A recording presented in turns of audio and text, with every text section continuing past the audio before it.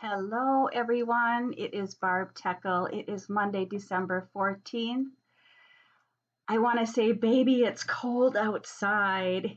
It is very cold here in Wisconsin today. We had our first major snowstorm over the weekend, and today it is in the teens. But I'm not going to complain because I actually like to be cozy and snuggled in. So I'm kind of enjoying this. It makes me feel very creative and festive. Though I do have to say, I don't envy my hubby who has to work outside in this weather in construction. So let's just send him some extra love and some extra warmth, right? So today I want to start out. I'm going to do a little bit shorter of a reading. I think this is going to end up shorter. I never know. I like to talk a lot about animals, so who knows? But I'm just pulling. I pulled one card yesterday, and I had it sitting on my altar all day yesterday, and I just let it percolate in my mind and in my heart of what the message is for us this week. So I pulled a card from Scott Alexander King, and let's put this book down here. They're Animal Dreaming Oracle cards. I've had these for quite a long time, though I don't work with them as often. I believe he is from Australia, so there is lots of nods to Australian animals in this deck, like the koala, the kangaroo. But anyways, I just thought I would share, pull a card from this deck, and to let you know that Scott Alexander King is one of the speakers, along with myself, that's going to be part of an animal oracle card summit hosted by Dr. Kara Gubbins, which is coming at the end of January. I'm so excited. I did my interview in November, and I do a little bonus interview with Dr. Kara where I actually take her through a reading for herself and her bunny. And it was a great reading. So I hope you can attend that summit. And if you want to be notified of that, I will announce it here in my videos, but also if you want to sign up for my newsletter at joyfulpaws.com, I'll be announcing it there soon also, so you can get the link for the free registration. That will be coming pretty soon. Pretty soon we'll be putting that out. So I'm going to work with that deck today. And the card that I pulled, I'm also going to bring in a little bit of astrology because I have had a fascination with astrology for quite a few years, and sometimes I like delve back in and then I kind of get away from it, and I've been delving back in again. So I thought I would bring a little of that to the reading too, because I just love how that all ties together, because everything is part of the universe and everything is helping us and guiding us.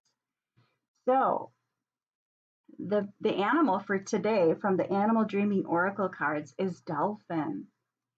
And the message on the card is breath. And, I think about the dolphin, and I'm thinking about the year of 2020 as we're closing out this year in the month of December. And I think about dolphin, how it submerges itself for long periods of time, and then it has to come up to the surface for air. And isn't that what we've been doing this whole year? And this is really a final push for that. Not that we're going to not do that as we continue, to 2021 and, throughout the rest of our life, because it is really important to pause and reflect. That's part of the flow of life. But I just think it's such an interesting message that Dolphin came up with breath. And I think sometimes during the holidays, we can get so caught up in the busyness, though maybe your holiday is looking a little bit different this year. Mine certainly is.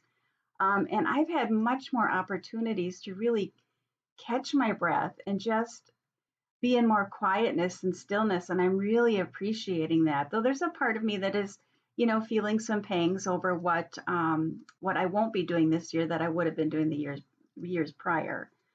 So, dolphin and breath. Now, I want to just bring into this reading, before I talk a little bit more about dolphin, it's a new moon today and also a total solar eclipse, which is in Sagittarius. And I loved this little passage from an astrology website that I read And I'll put the link below in the comments or in the description, so you can, if you want to read more about astrology and today and the new moon, the total solar eclipse, you can go ahead and read that. So, but she said, if you look back in your life, you may discover that your greatest turning points were a combination of both endings and new beginnings. To seed something new, we need to clear the space. And isn't it true, when we have an ending, we have a beginning? It goes hand in hand, right? And to seed something new, we need to clear the space.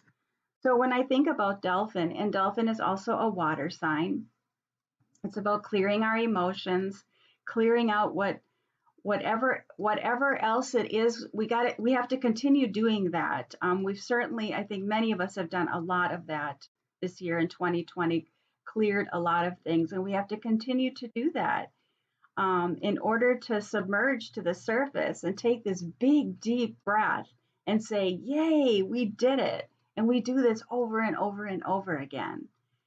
And, the more that we do it, the clearer the waters become, the easier it is to swim and to flow with life. The more we can work with those wounds inside of ourselves that a lot of times we just want to suppress and push down. But the sooner we can begin to look at them and be with them, the sooner we can let those move out of our lives. And we learn from that, right? So the other thing I wanted to say about Dolphin, and something I really want to bring more into my readings, is actually the shadow side of animals as well. I really learned about understanding the shadow aspects of animals when I did some work with a dead mama snake that I saw behind my car a couple years ago. That was a huge transformational point in my life, which I write about in my memoir, I'm Fine Just the Way I Am, if you want to learn more about that. So I thought I would bring in, now when we think of Dolphin, we just think of them as so playful, and it's like they're smiling all the time, and they just exude so much joy. But dolphins also have a shadow side, just like we all do. And this was interesting for me to learn about this summer, is that dolphins can be bullies. And I think about, and I'm going to bring that in conjunction with the reading today, is when we're thinking about endings and beginnings, and we're seeding something new and that we need to clear the space, a lot of times when we're looking at the shadow aspects of ourselves, we tend to be really judgmental about that and really hard on ourselves. So when I thought about the dolphin and what the message could be for us with everything else that I've just said, I really think that it's about not being a bully to ourselves, being kind to ourselves, being compassionate to ourselves. Our shadow side there is to help us to evolve and to grow, not for us to beat it up and, keep inwardly beating ourselves up and judging ourselves.